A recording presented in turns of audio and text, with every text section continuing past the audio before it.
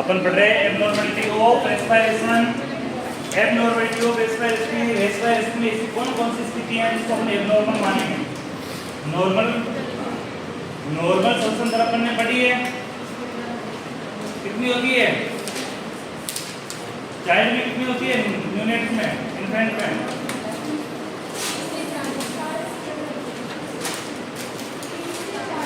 30 से 40। एडोसेंट में, एडल्ट में और वर्ध में। इसी प्रकार आगे हेडिंग लगाओ abnormality of respiration. Abnormality of respiration.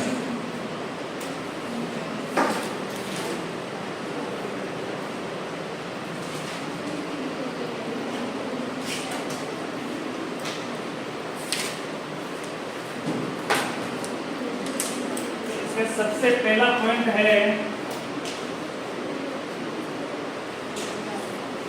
Abnormality के अंदर फर्स्ट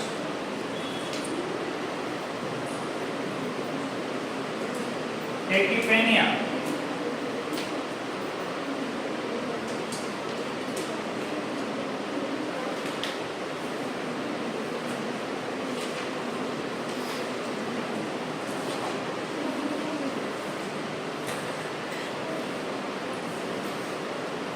सेकेंड है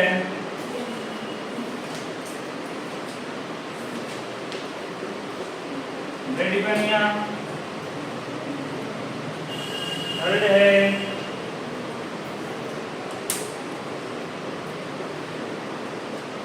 हाइपोटोनिया।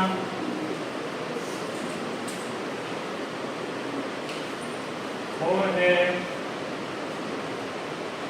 ऑर्थोपेनिया।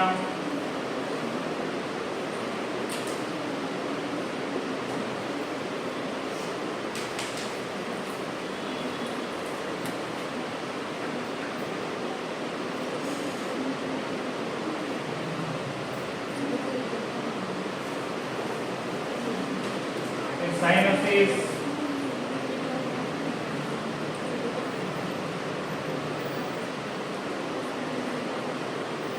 डिस्फेनिया,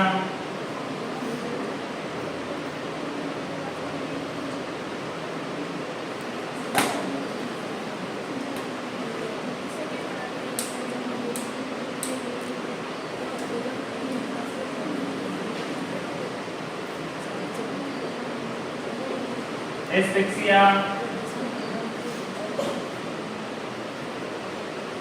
एक्सफिक्सिया,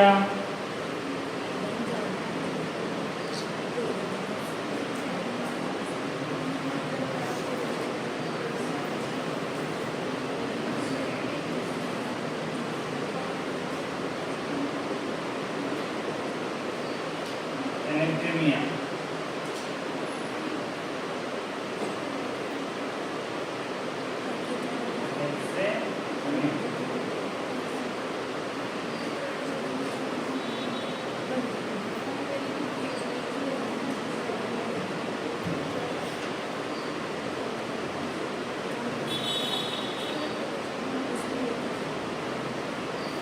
स्टॉप एक और इसमें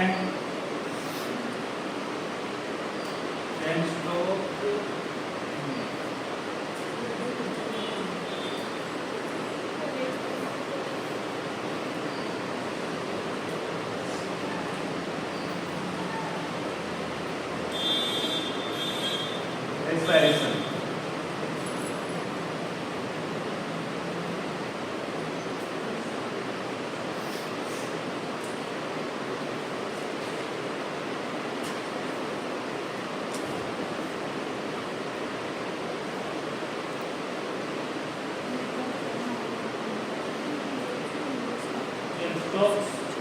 रेस्पिरेशन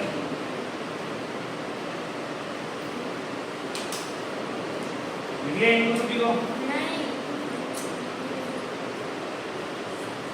सबको एक लाइन में लिखा है, इसके आगे में एक शब्द और लिखो, एक लाइन और लिखो थोड़ी, इसे कहेंगे इसको नीचे ऊपर लगातार एक लाइन पे लिखना।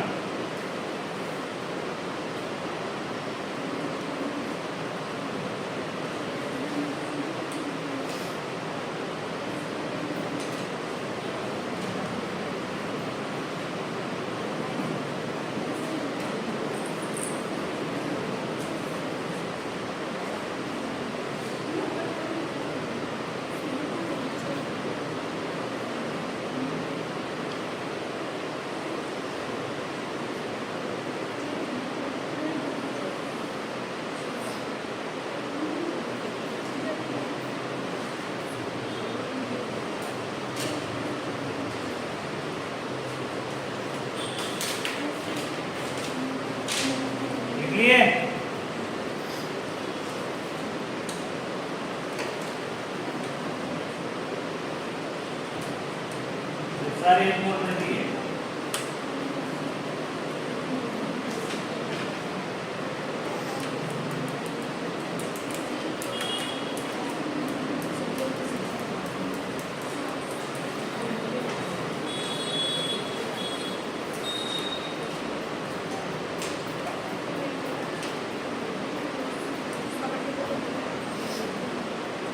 अरे लिख लिए क्या? कुछ तो कहो। सभी ने लिख लिए? तो बोल क्यों नहीं रहे हो? तुम ऐसे दिन भर बैठे रहोगे पूरे पीरियड में? बोलोगे तभी आगे लिखूंगा ना।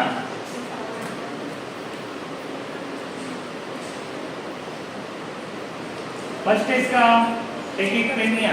टेकिपेनिया में लिखना एरो लगा के, इसी के आगे लिखना।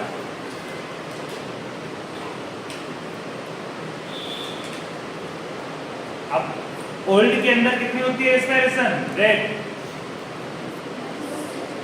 10 से 24। ओल्ड की बात करेंगे तो पेनिया टेकिपेनिया कब होगा? 24 प्लस। अपन बात करें एडल्ट की, एडल्ट में लिखना 20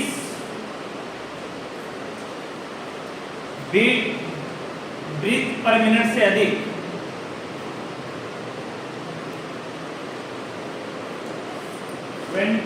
ब्रीथ पर मिनट से अधिक, उसको क्या बोलेंगे? रेडी के लिए लिखना 10 ब्रीथ पर मिनट से कम।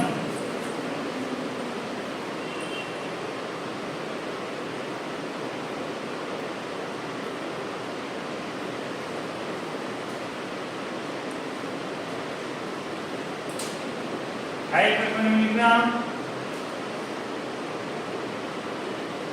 अत्यधिक गहरा शोषण। अत्यधिक गहरा शोषण। अत्यधिक गहरा शोषण। गहरा शोषण मतलब जानते हो क्या कहेंगे? जिसको कहेंगे अत्यधिक गहरा शोषण।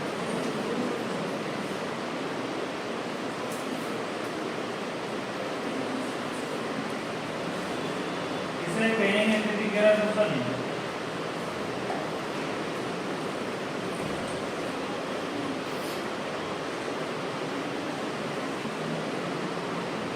एक होता है निश्वास, एक होता है निश्वास। निश्वास जानते हो क्या बात है? आप लोग श्वसन क्रिया लेते हैं, श्वसन क्रिया के बारे में आप नहीं जानते, निश्वास की नहीं जानते।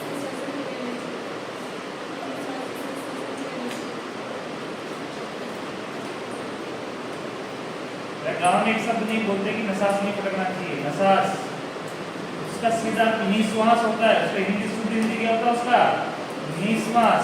उसमें क्या प्रक्रिया होती है? नसास पटकना या निश्वास पटकना का उसका प्रोसेस क्या होता है?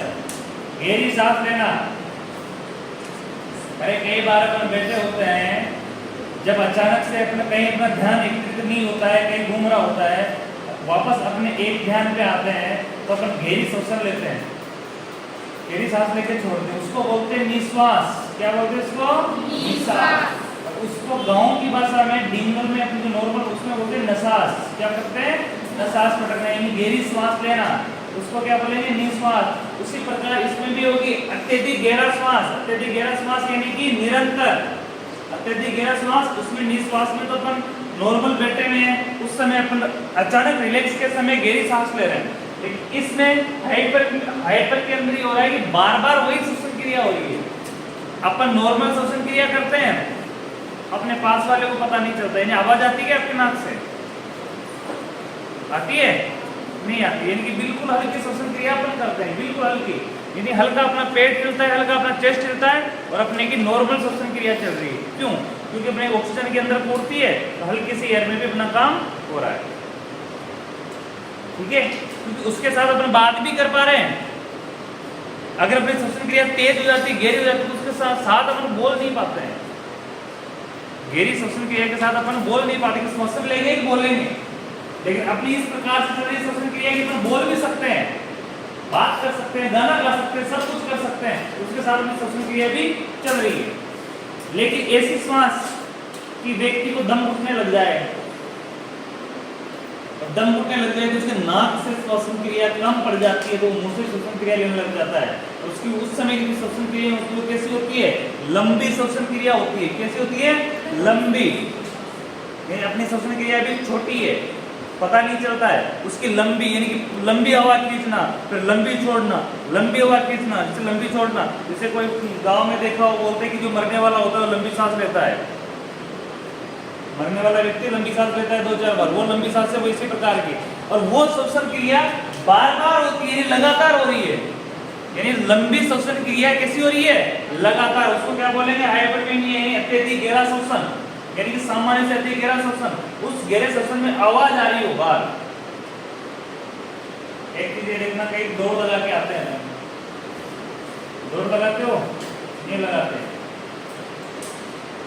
जब दौड़ लगा के आते हैं कभी कुत्ता पीछे लग जाए, दौड़ने वाले हो नहीं आप, लेकिन मानो कि कभी कुत्ता पीछे लग जाए, दौड़ो, इतना जोरदार से दौड़ो कि जैसे जी जान लगा दो। उस कंडीशन में फिर आप रुको, रुकने के बाद कुछ समय के लिए तो आपकी श्वसन क्रिया बहुत हाइपर से चलेगी, यानी कि इतनी तीव्र छोटी वाली। उसके बाद धीरे धीरे आप जैसे आपको रिलैक्स फील होगा, उसके बाद आपको लंबी लंबी श्वसन क्रिया लेनी पड़ेगी, यानी कि लंबे श्वास लेने पड़ेंगे। वो लंबे श्वास से आपको ऑक्सीजन की पूर्ति हो जाएगी, आप अपने आप को रिलीफ फील कराओगे, यानी अपनी बॉडी को क्या करोगे? रिलैक्स। बॉडी कैसी हो जाएगी? अपनी रिलैक्स हो जाएगी। जैसे कई एक मान के चलो कहीं गर्मी में आप चल रहे हो और अचानक से छाव में जाते हो, तो वहाँ अपनी गहरी सांस लेते हो नहीं लेते हो? जाने के बाद गहरी सांस लेते हैं। क्यों? क्योंकि छाया पे जाने के बाद, विशेष तौर पे पेड़ की छाया में जाने के बाद, एक तो छाया में जाने के बाद छाया से वैसे रिलैक्स मिलेगा, और दूसरी जिस पेड़ के नीचे आप खड़े हो उस पेड़ ऑक्सीजन देगा आपको, इसलिए आपको ऑक्सीजन की रिक्वायरमेंट अधिक होगी, तो आप बहुत श्वसन क्रिया क्लियर करते हो। उसको बोलते हैं हाइपरपेनिया। अगला देखना ऑर्थोपेनिया। इसमें लिखना व्यक्ति केवल खड़ी अवस्था में श्वसन क्रिया कर पाता है। व्यक्ति केवल, ऑर्थोपेनिया में लिखना व्यक्ति केवल खड़ी अवस्था में ही श्वसन क्रिया कर पाता है।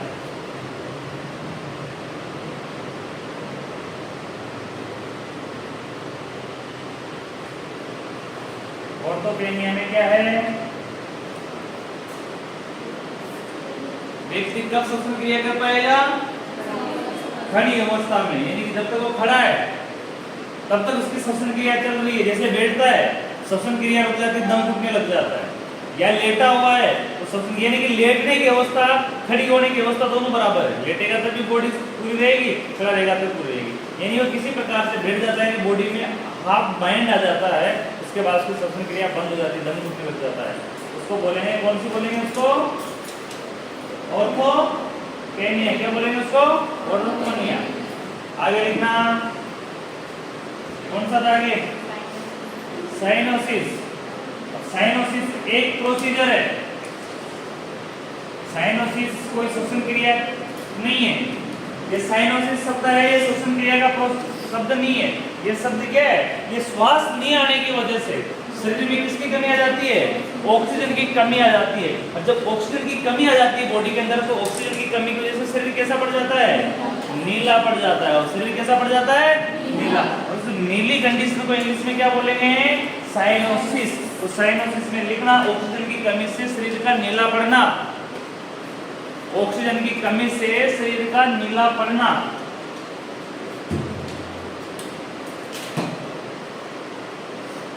ऑक्सीजन की कमी से शरीर का नीला पड़ना।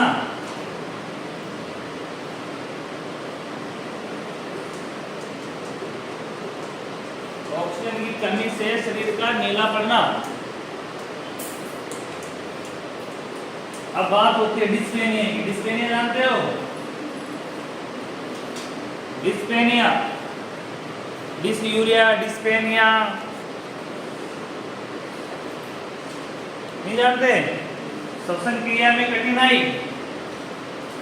आगे लिखना, श्वसन क्रिया में कठिनाई।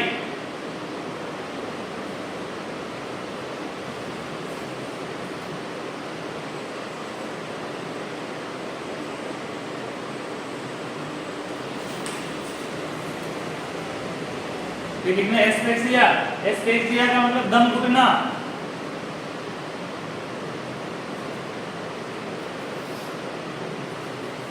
दम घुटना,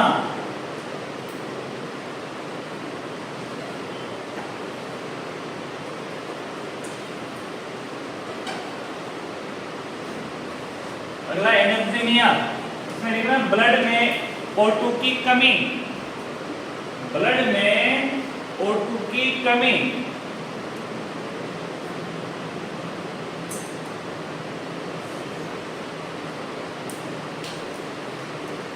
ब्लड में O2 की कमी,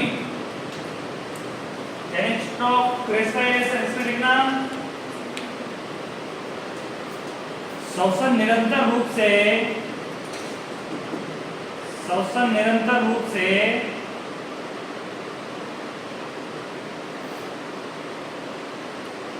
घेरा होता जाता है, श्वसन निरंतर रूप से घेरा होता जाता है। निरंतर रूप से श्वसन घेरा कैसे होता जाएगा? अरे कहीं आपको बंद कमरे में बंद कर दिया जाए, सुनना, आप लोगों को एक बंद कमरे में बंद कर दिया जाए जहाँ हवा आने का कोई सुराग नहीं हो, पंखे भी लग रहे हो, कोई दिक्कत नहीं, लेकिन बाहर से खिड़की दरवाजे सारे इतने पैक हो कि बाहर से हवा अंदर नहीं आ सकती है, तो पंखे भी बाहर की हवा अंदर नहीं आएगी, तो पंखे की हवा कहाँ से देंगे? कहाँ से नहीं देंगे? उस कंडीशन में धीरे धीरे क्या होगा? उस कंडीशन में धीरे धीरे क्या होगा? दम घुटने लगेगा। क्यों? क्योंकि बाहर की एनवायरनमेंट अंदर नहीं आ रही, तो अंदर की जो ऑक्सीजन है तो धीरे धीरे आप श्वसन क्रिया में लोगे, आप वापस क्या निकालोगे? कार्बन डाइऑक्साइड, CO2, तो CO2 का लेवल बढ़ जाएगा, और किसका लेवल कम हो जाएगा? ऑक्सीजन का लेवल कम हो जाएगा। जब ऑक्सीजन का लेवल कम हो जाएगा तो एक ऑक्सीजन का लेवल एकदम से तो कम नहीं होगा, धीरे धीरे CO2 बढ़ेगी और धीरे धीरे ऑक्सीजन का लेवल कम होगा। उस कंडीशन में पहले आप धीरे धीरे गहरी सांस होती जाएगी, जैसे जो नॉर्मल श्वसन क्रिया वो नहीं आएगी, फिर धीरे धीरे गहरी सांस, और वो गहरी सांस के साथ वो सांस गहरी होती जाएगी, वो श्वसन क्रिया क्या होती जाएगी? अधिक से अधिक गहरी होती जाएगी। क्यों? क्योंकि हर बार श्वसन क्रिया के साथ ऑक्सीजन की कमी होती जाएगी, तो कार्बन डाइऑक्साइड बढ़ता जाएगा, हर बार श्वसन क्रिया कैसी होती जाएगी? गहरी होती जाएगी, और धीरे धीरे गहरी होते होते होते होते ऑक्सीजन खत्म हो गया और CO2 पूर्ण रूप से बढ़ गया, तो आप दम घुटने की वजह से आपकी क्या हो जाएगी? मौत हो जाएगी। इसी को दम घुटना बोलते हैं। उसका होगा स्ट्रोक रेस्पिरेशन, यानी कि निरंतर रेस्पिरेशन क्या होता जाना? घेरा होता जाना, यानी पहले धीरे फिर ज्यादा ज्यादा ज्यादा यानी ज्यादा ज्यादा बढ़ता जाना, धीरे धीरे क्या हो जाएगा? दम घुटने लग जाएगा, व्यक्ति की मौत हो जाएगी। आगे लिखना प्रोसीजर ऑफ रेस्पिरेशन।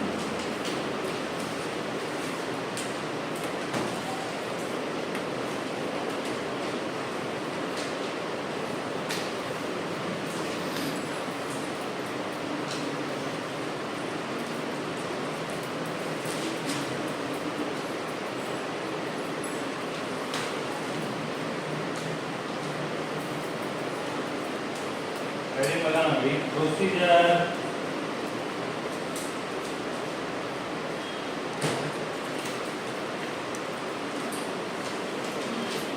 ऑफ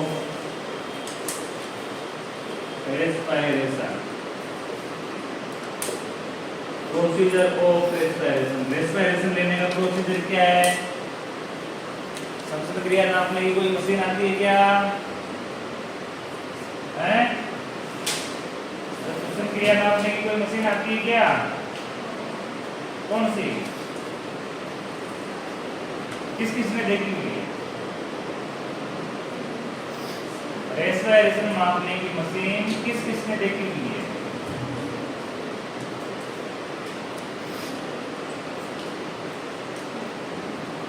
देखी हुई है? अरे कुछ तो बोलो, नहीं देखी। देखी एक तो बोलो, हाँ या ना। तो नहीं देखी, किसी ने नहीं देखी, होती तो है मशीन, होती तो है क्या? किस किसने आगा है? होती है? मैंने तो नहीं देखी आज तक। नहीं होती है। रेस्पिरेशन नापने की कोई मशीन नहीं होती है। रेस्पिरेशन कैसे मापा जाता है? रेस्पिरेशन कैसे मापा जाता है?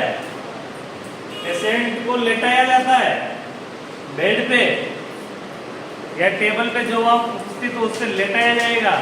लेटाए जाने के बाद उसके चेस्ट और उसके जो एब्डोमिनल के जो कपड़े हैं उनको हटाए जाएंगे। हटाने के बाद पेट के ऊपर एक हाथ रखा जाएगा।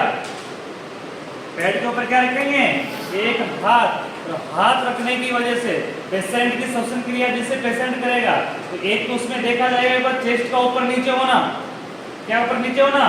चेस्ट एक बार ऊपर होता है लेकिन हवा अंदर आ रही है, और डाउन हो रहा है इसका मतलब हवा बाहर जा रही है, तो वो काउंट हो रहा है। उस हलचल को काउंट किया जाएगा कि 1 मिनट में कितनी बार चेस्ट हिला है। दूसरी स्थिति, अपने हाथ का मूवमेंट। अब एक चीज और देखना, हाथ को एब्डोमिनल के ऊपर रखेंगे यानी पेट के ऊपर रखेंगे, और उसके ऊपर यानी अब श्वसन क्रिया करेगा तो डायफ्राम भी ऊपर नीचे जाएगा। तो डायफ्राम ऊपर नीचे जाएगा तो पेट क्या होगा? हिलेगा। तो अपने हाथ से महसूस करेंगे हाथ ऊपर उठ रहा है नीचे जा रहा है, ऊपर उठ रहा है पेट के साथ। होगी तो हल्की प्रक्रिया, ऐसा नहीं कि ज्यादा ऊपर होगा ज्यादा नीचे होगा, डाउन ज्यादा नहीं होगा, लेकिन हल्का हाथ हिलता है ऊपर नीचे।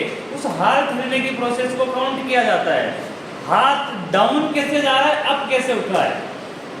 एक तो ऊपर धीरे उठ रहा हो और वापस नीचे धड़ाम से गिर रहा हो। कई श्वसन क्रिया ऐसे होती है, कई व्यक्तियों की ऐसी प्रॉब्लम होती है कि श्वसन क्रिया जब अंदर लेते हैं तब तो धीरे लेते हैं, लेकिन निकालते हैं तो उसको प्रेशर से एकदम से निकालते हैं। अब एकदम से निकालेंगे तो पेट वापस कैसे गिरेगा? एकदम से गिरेगा। एक ऐसी प्रोसेस कि जिसमें सामान्य श्वसन क्रिया चल रही है यानी कि हलचल सामान्य हो रही है, और एक ऐसा बीच में टाइम आया जिसमें श्वसन क्रिया लंबी चली यानी कि पेट को ज्यादा फूला, ज्यादा फूलने के बाद डाउन भी धीरे धीरे हुआ, तो वो क्या होगा? स्टॉप। यानी कि निश्वास की जैसे गहरी श्वास, उसको बोलेंगे अपन गहरी श्वास। इस प्रकार से हलचल देख के मोमेंट चेक किया जाता है, उसमें 1 मिनट का काउंट किया जाता है। घड़ी होती है, 1 मिनट देखा जाता है कि 1 मिनट में कितने बार चेस्ट हिल रहा है या एब्डोमिनल हिल रहा है। आगे प्रोसीजर लिखना।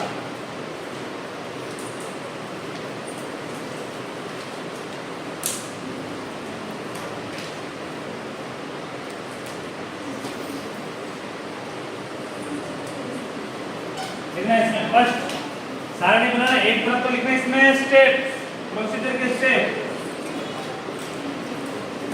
एक तरफ लिखना उसके कारण, अरे बातें नहीं, एक तरफ लिखना उसके कारण,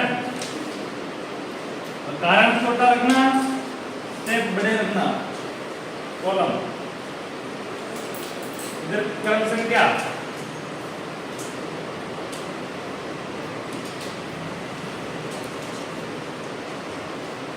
सारे में बना लो।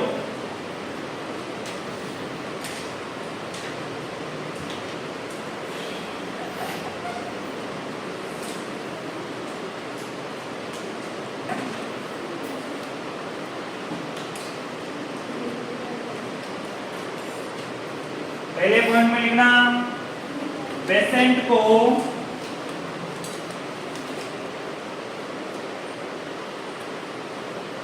प्रोसीजर के बारे में बताना। पेशेंट को प्रोसीजर के बारे में बताना।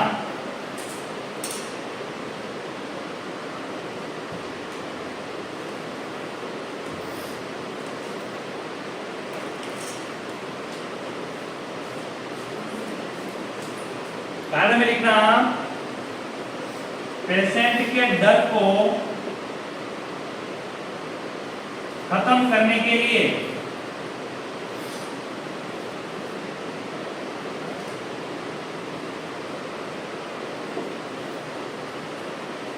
पेशेंट को डर को खत्म करने के लिए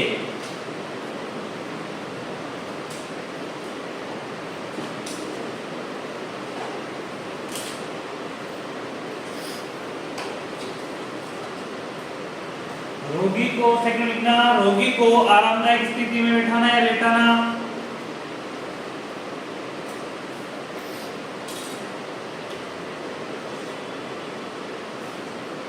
रोगी को आरामदायक स्थिति में लेटाना।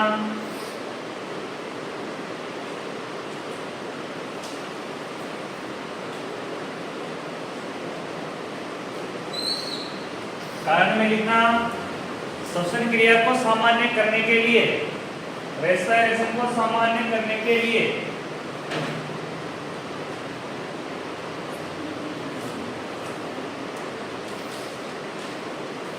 प्रक्रिया को सामान्य करने के लिए हल लिखना। प्रक्रिया प्रारंभ करने से पहले नर्स को हाथ धोना चाहिए। हल लिखना। प्रोसीजर या प्रक्रिया प्रारंभ करने से पहले नर्स को हाथ धोने चाहिए, हैंड वॉशिंग करनी चाहिए।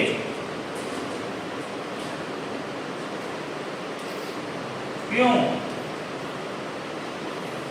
करने चाहिए? इन्फेक्शन से बचने के लिए या इन्फेक्शन से बचाने के लिए। आगे में लिखना इन्फेक्शन से, संक्रमण से बचाव हेतु। लिख सकते हो संक्रमण से बचाव हेतु।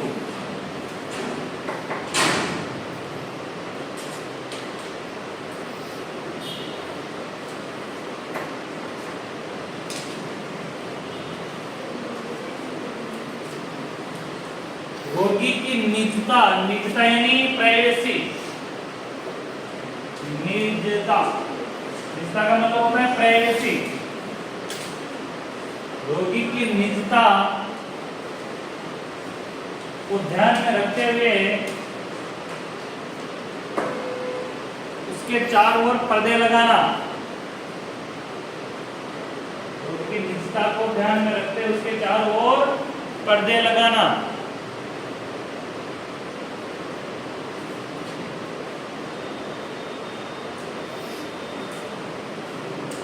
कारण में लिखना एकांत प्रदान करने हेतु।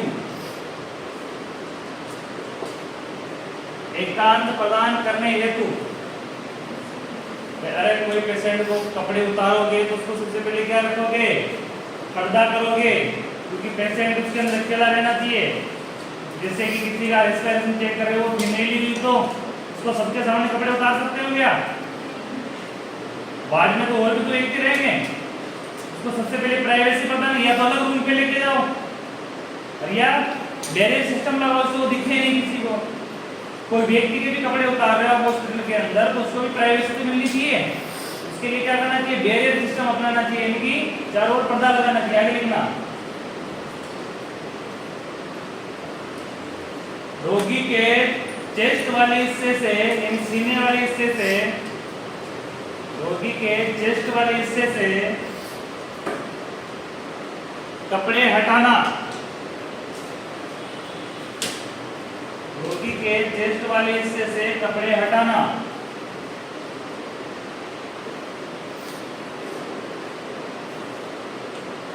कारण लिखना सही तरीके से परीक्षण करने हेतु। सही परीक्षण करने हेतु। सही परीक्षण करने हेतु।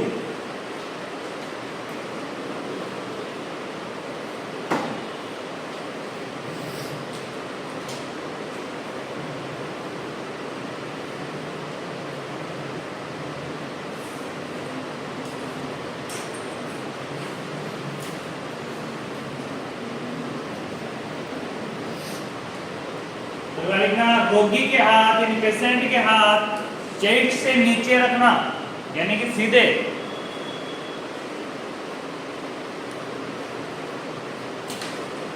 रोगी के हाथ चेस्ट से नीचे रखना। अरे नॉर्मली अपन लेटते हैं, बैठते हैं तो अपने हाथ चेस्ट पे या फिर एब्डोमेन पे टेक के रखते हैं।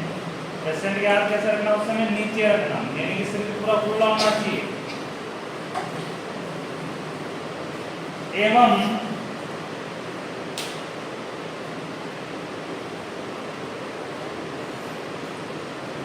नर्स का हाथ, नर्स अपना हाथ, नर्स अपना हाथ, नर्स अपना हाथ रोगी के उदर पर, यानी पेट पर रखना।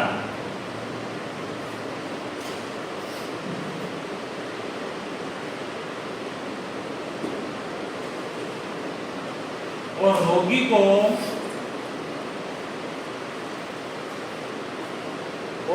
को रिलैक्स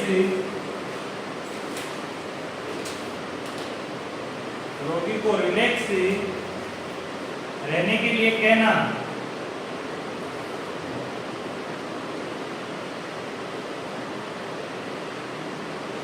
कार्ड में लिखना श्वसन दर गिनने के लिए, श्वसन दर गिनने के लिए।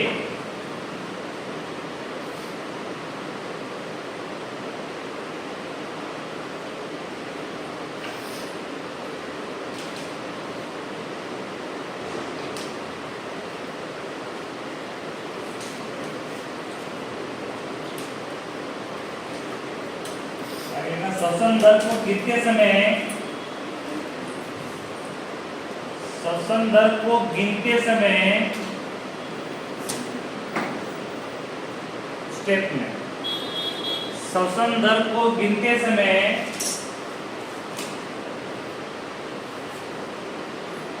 घड़ी पास में होनी चाहिए, क्योंकि 1 मिनट टाइम देखेंगे तो किसमें देखेंगे? घड़ी में देखेंगे।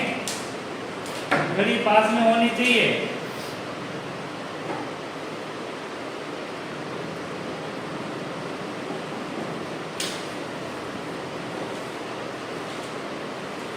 और श्वसन दर में, और श्वसन दर में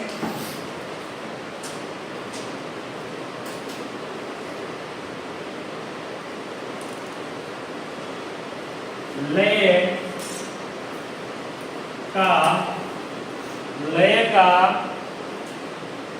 और श्वसन दर में लय का निरीक्षण भी किया जा सकता है। लय का निरीक्षण भी किया जा सकता है।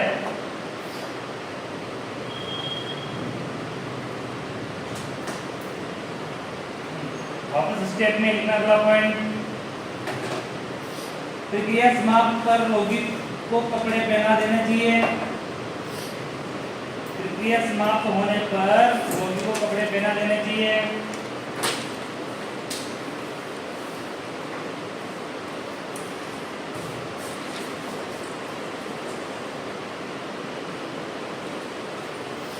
उसी में लिखना श्वसन दर को टीपीआर चार्ट में नोट कर लेना चाहिए। स्टेप में लिखना है श्वसन दर को टीपीआर चार्ट तो नोट कर लेना चाहिए। और एबनॉर्मल होने पर, असामान्य होने पर,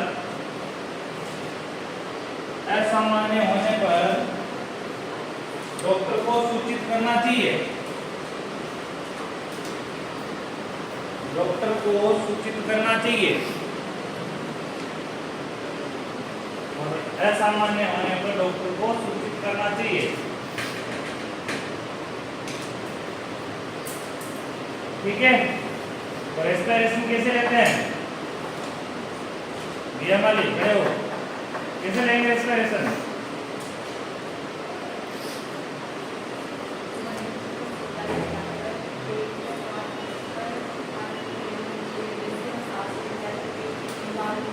बिल्कुल बिल्कुल। पेशेंट को आरामदायक स्थिति में लेटाना है, चेस्ट के कपड़े हटाना है, उसको प्राइवेसी देनी है, हाथ हैंड वॉशिंग करने हैं। उसके बाद एक हाथ किसमें रखना है?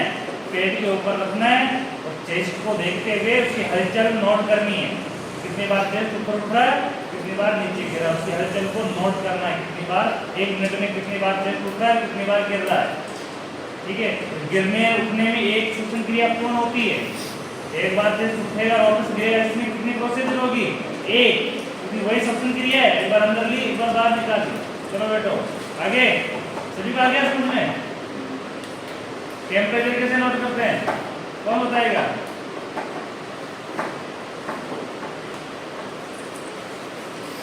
टेम्परेचर कैसे नोट करते हैं, कौन बताएगा?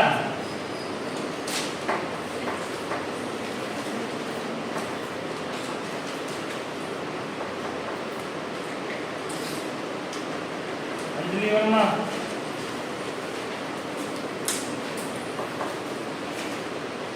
टेम्परेचर कैसे नोट करते हैं, कैसे लेते हैं टेम्परेचर, प्रोसीजर क्या है उसका?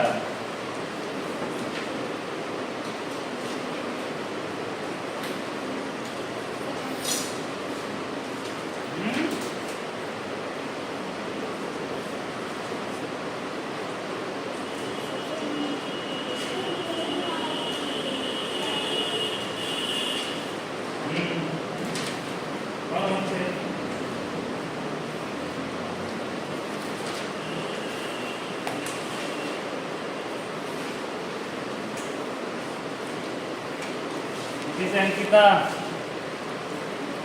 आज विदाउट यूनिफॉर्म में कैसे? आपकी बात तो आए 2 दिन बाद हो।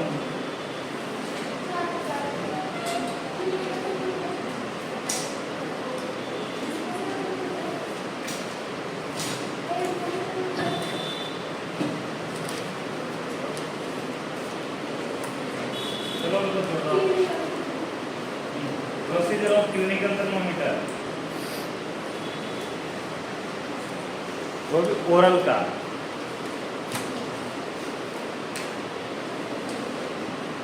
चलो बेटा बताओ क्या प्रोसीजर है?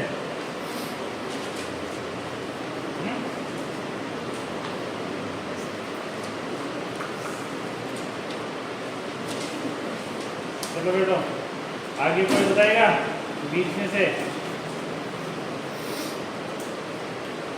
क्लिनिकल थर्मामीटर का प्रोसीजर कैसे होता है, कैसे टेम्परेचर लेते हैं?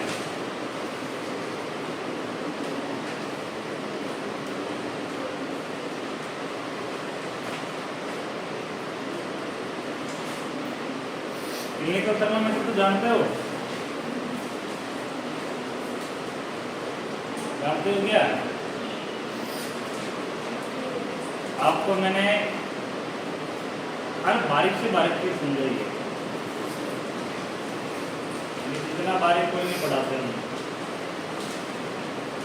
आपके पास टाइम भी है सिलेबस का, इसलिए नॉर्मली टाइम के साथ आपको सिर्फ 1-1.5 पेज रोज हम नोट्स लिखवाते हैं, यानी 40 से 45 मिनट की क्लास हो पा रही है। तो अगर टाइम कम होता है ना अपने पास तो नोट्स का बहुत तीव्रता से नोट्स होते हैं, हम बारीक से बारीक चीज वैसे ही नहीं पढ़ा पाते। आपको जितना बारीक पढ़ा रहे हैं उतना बारीक पढ़ो, कुछ कमी रह जाती है तो टीचर से आके पूछो। जब तक टीचर से आके नहीं पूछते हो जब तक टीचर को कोई सपना नहीं आता कि आपको क्या कमी है। टीचर अपना सब कुछ स्टूडेंटों को देने की कोशिश करता है, उसके पास जो भी ज्ञान है, जो भी उसने पढ़ा है, किसी से सीखा है, हॉस्पिटल से लिया है या कहीं से भी लिया है, वो अपना प्रोसीजर, अपनी प्रक्रिया, अपना सारा ज्ञान वो अपने स्टूडेंटों को देना चाहता है। लेकिन स्टूडेंटों में क्वालिटी होनी चाहिए इसको ग्रहण करने की। अगर ग्रहण करने की क्वालिटी स्टूडेंटों में नहीं है, टीचरों को क्या है 1 घंटा उस क्लास लेनी है, क्या फर्क पड़ता हो पढ़ो नहीं पढ़ो। आप लोगों की स्थिति ये कि क्लिनिकल थर्मोमीटर का प्रोसीजर कैसे है, अगर ये प्रक्रिया में ठीक से खड़े भी करो तो 4 से 5 स्टूडेंट ही बता पाएंगे। वो एक बहुत गंभीर समस्या है। आपकी जितनी जनसंख्या में से अगर 4 से 5 स्टूडेंटों को प्रोसीजर नहीं आता तो मुझे कोई दुख नहीं है, लेकिन मिनिमम 70% स्टूडेंटों को प्रोसीजर होना चाहिए। लेकिन आपकी स्थिति ये कि आपकी स्थिति में आपके 5% से 10%, 5 से 10% स्टूडेंट बता पाते हैं, लगभग 90% स्टूडेंट को कोई निष्क्रिय है, मतलब कि पता ही नहीं है क्या करने आए हैं यहाँ। ऐसे तो कोई काम नहीं चलने वाला। पढ़ाई बगैर और खुद पढ़े बगैर ये 2 साल कैसे निकल जाएंगे इसका कोई पता नहीं। आपके एडमिशन किए हुए कितने दिन हो गए? लगभग 7 से 8 महीने तो हो गए, लगभग ये तो ही किए होंगे पुराने स्टूडेंटों में से। तो 7 से 8 महीने कैसे गुजर गए आपको पता नहीं चला होगा, आने वाला समय भी कैसे निकल जाएगा वो पता नहीं चलेगा। रोज दिन उदय होता है तो अस्त भी होता है, रोज दिन निकलता है। महीना कब 1 तारीख आते है कब 30 तारीख आते है उसके बीच में पता ही नहीं चलता कैसे निकल गया महीना। तो समय तो निकलता जा रहा है। आपने पढ़ाई स्टार्ट नहीं किया तो आपके एग्जाम भी आ जाने और पंजाब भी पहुंच जाओगे कैसे भी करके, पेपर भी आपको मिल ही जाएगा। फिर वो पेपर हाथ में आने के बाद सिर्फ पट्टियां गिनना कि पंखे की कितनी पंखुड़ियां होती थी, कितनी इंच लंबी है। साल भर पढ़ाई की हो तो लिख पाओगे, नहीं तो 3 घंटे तक गणित लिखने से रहे क्या करोगे?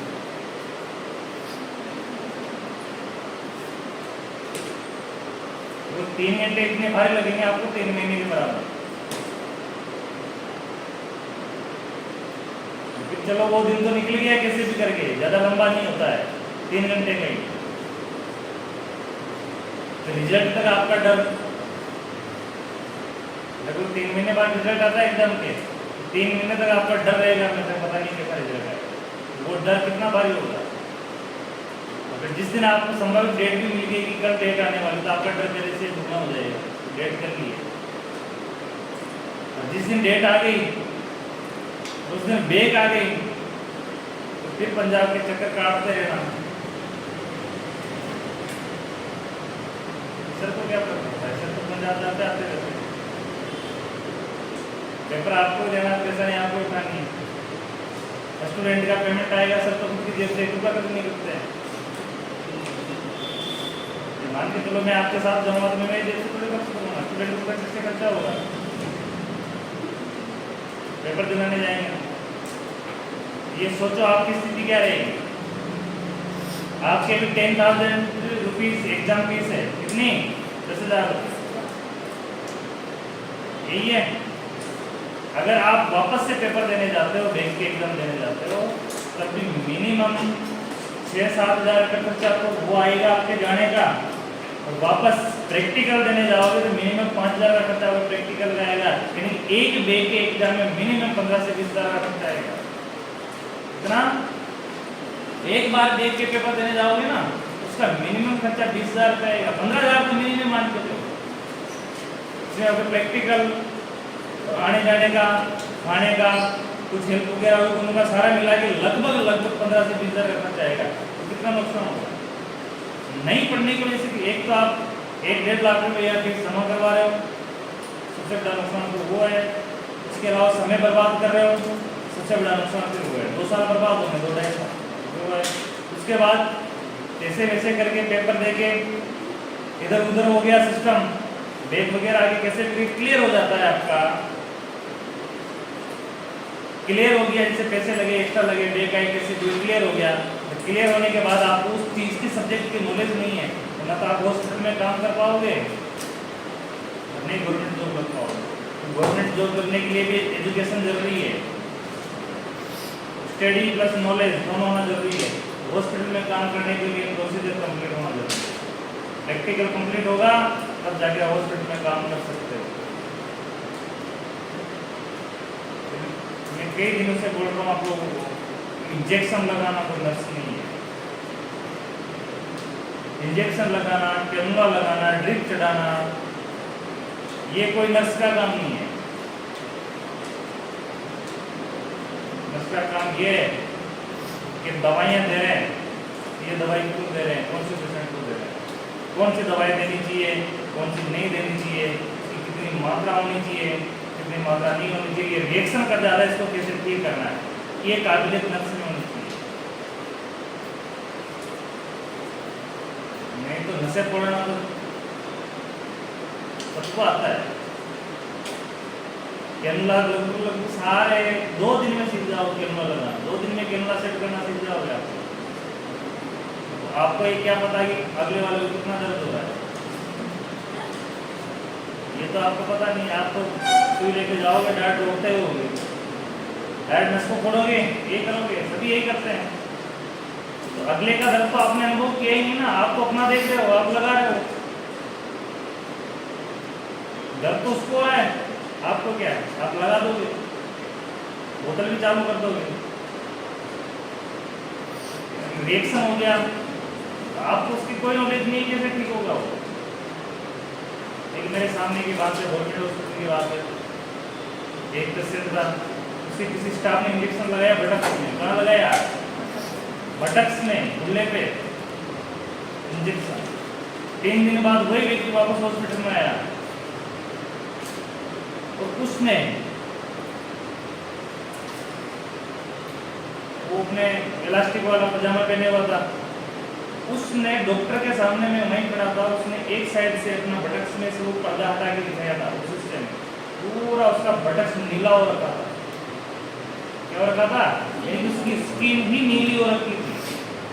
इतना बड़ा साइड इफेक्ट किया उस इंजेक्शन ने, और वो इंजेक्शन में दवाई का साइड इफेक्ट नहीं था, इसका साइड इफेक्ट था लगाने का तरीका गलत था अगले का, उसको बैठने उठने में दिक्कत थी। और उस वजह से अगर इंजेक्शन हड्डी को टच हो जाता है उससे नर्व डिफेक्ट हो सकती है, पैरालाइसिस हो सकता है। तो बटक्स में इंजेक्शन लगाना कोई छोटी मोटी बात नहीं होती है। ऐसा नहीं कि किसी कुल्ला देखा तो रोक दिया, इतना इजी नहीं होता है। अगर अगले की नर्व अगर टच हो गया ना, नर्व आपको ये भी पता है कि अपने स्पाइनल की सबसे बड़ी नर्व है, अपने पैर में जाती है और वो अपने इस वाले हिस्से से निकलती है, ये वाला हिस्सा यहाँ से अपनी नर्व निकलती है, दोनों अपने बटक्स में होती हुई अपने पैरों में उतरती है और अपनी सबसे बड़ी नर्व है अपनी बॉडी की। और जब वो नर्व डिफेक्ट हो जाती है तो अपने वो ऑर्गन पैरालाइसिस हो जाता है, उस नर्व में किसी प्रकार की प्रॉब्लम हो जाती है तो वो उस वाला हिस्सा पैरालाइसिस हो जाता है, काम करना बंद कर देता है। ब्लड सप्लाई होती है, सब कुछ होता है, लेकिन हलचल करना यानी कि कमांड मारना बंद हो जाता है। ऐसी पैरालाइसिस की कंडीशन हो जाएगी। अगर नर्व को बटक्स में इंजेक्शन लगाते समय वो नर्व को छू जाती है या हड्डी को छू जाती है, उससे अर्जेंट में पैरालाइसिस हो सकता है। उसी समय हो सकता है, ऐसा नहीं कि कुछ समय बाद होगा, उसी समय पैरालाइसिस हो सकता है, फिर दिखना बंद हो जाएगा। इसका भी एक तरीका होता है, इसलिए प्रोसीजर समझो। प्रोसीजर नहीं समझ में आया तो 2 बार पूछो, 3 बार पूछो, क्योंकि काम प्रोसीजर ही है। काम सबसे पहले थ्योरी में पढ़ना पड़ता है, इसके बाद उसको हाथ से किया जाता है। आप जानते हो कि जैसे कोई सब्जी उब्जी बनाते हो, खाना बनाते हो, कोई नई डिश आपको जाननी हो, या तो आप बुक लेके आते हो डिश बनाने की, रेसिपी की बुकें आती है ना खाना बनाने की, तो रेसिपी बुक लेके आते हो या उसको गूगल वगैरह में, यूट्यूब वगैरह में देखते हो। तो सबसे पहले तो आप उसको एक बार देखोगे पूरा या पढ़ोगे पूरा, पूरा पढ़ने के बाद उसको समझने की कोशिश करोगे। जब वो समझ में आ जाती है, वो चीज़ आपको समझ में आ गई, उसके बाद आप क्या करोगे, वो सामग्री कलेक्ट करोगे। क्या करोगे, जो आप बनाना चाह रहे हो वो सामग्री कलेक्ट करोगे। और सामग्री कलेक्ट करने के बाद भी आपको उस चीज़ में डाउट है तो आप अपने गाइड के रूप में या तो उस बुक को आपको सामने रखोगे या मोबाइल फोन को चलाकर आपके सामने रखोगे, उसमें उसने सबसे पहले धनिया डाला है, जीरा डाला है, क्या डाला है, वो चीज़ आप उसके साथ साथ डालोगे। तो आपने सबसे पहले क्या किया, उस प्रोसीजर को सीखा है, समझा है मोबाइल से, स्टडी से, उसके बाद आप हाथ से प्रोसीजर कर रहे हो। इसी प्रकार नर्सिंग में भी हाथ से काम करने से पहले उसको सीखना पड़ता है, पढ़ना पड़ता है। थ्योरी पढ़ोगे तभी प्रोसीजर समझ पाओगे। और थ्योरी आपको अच्छाई के साथ साथ बुराई भी सिखाती है। थ्योरी आपको अच्छाई के साथ साथ फायदे के साथ साथ नुकसान भी बताती है। नॉर्मल एबनॉर्मल दोनों सिखाती है कि नॉर्मल कौन सा है, एबनॉर्मल कौन सा है, कौन से की एडवांटेज है, कौन से की डिसएडवांटेज है, समझाती नहीं समझाती। और नुकसान हो गया उसकी भरपाई कैसे करेंगे, वो भी चीज सिखाती है। इसलिए नर्सिंग करना और प्रोसीजर करना एक जीते जागते व्यक्ति से खेलना है, जीवित मनुष्य से खेलना है। अगर एक इंजेक्शन गलत लग गया तो उसके प्राण टूट जा सकते हैं, उसके जीवन से खिलवाड़ करना है। नर्सिंग प्रक्रिया एक जीवन से खेलना होता है, इसलिए प्रोसीजर को समझो, नहीं तो जीवन भर गलतियां करते रहो, जीवन भर गलतियां होती रहेगी। अगर थ्योरी नहीं पढ़ी जीवन भर गलतियां होती रहेगी, क्योंकि फिर थ्योरी से नहीं सीखोगे, फिर किससे सीखोगे, अगले वाले अपने पूर्वज लोग के गलती करके सीखना। फिर थ्योरी से नहीं सीखोगे, फिर गलतियां करके गलती से सीखोगे। एक बार गलती होगी, किसी पेशेंट ने डांट दिया तो दोबारा वो गलती थोड़ी करोगे। डांट सुन के काम सीखना। फिर डॉक्टर के पास क्या है, तो डॉक्टर 17 और सुनाएंगे बुला के, रेस्टिकेट कर सकता है, बड़ा काम कर दिया तो वो है कुछ समय के लिए 7 दिन 10 दिन के लिए रेस्टिकेट कर देगा। उसके बाद फिर गलतियां करना, फिर सीखना। तो एक बार गलती हो गई हाथ से, एक बार अपने हाथ से गलती हो जाती है, उसके बाद अपना हाथ ऑटोमेटिक वाइब्रेट करने लग जाता है। एक बार जो काम करने से अपने जैसे किसी को इंजेक्शन लगाया, उसको गलती हो गई आपसे, और आपको डॉक्टर ने डांटा या पेशेंट ने आपको डांटा है, अब दोबारा आप किसी एक को इंजेक्शन लगाने जाओगे तो आपके सामने वो डर हमेशा रहेगा, डर की वजह से आपके हाथ पहले वाइब्रेट होने लग जाएंगे। जब वाइब्रेट हाथ होंगे तो गलती नहीं होगी, तो भी गलती होगी। इसलिए इस प्रोसीजर को सीखो, समझो। कल क्लास लेने आओगे सारे, तो एब्सेंट तो नहीं रहेगा, जो रहे तो पहले बता देना, कौन कल नहीं आ रहा है, ठीक है। ये सारा प्रोसीजर जितने मैंने पढ़ा दिए हुए हैं, सारे प्रोसीजर एक एक को खड़ा करके पूछूंगा, ये ध्यान में रखना। इसमें टेम्परेचर का पूछूंगा, पल्स का पूछूंगा और रेस्पिरेशन का पूछूंगा, तीनों पढ़ा दिए मैंने। अभी एक ही बचा हुआ आपके बीपी। बीपी अपन कल की क्लास में पढ़ेंगे, उससे पहले आपका सबसे मैं वाइवा दूंगा, इसलिए पढ़ के आना, ठीक है।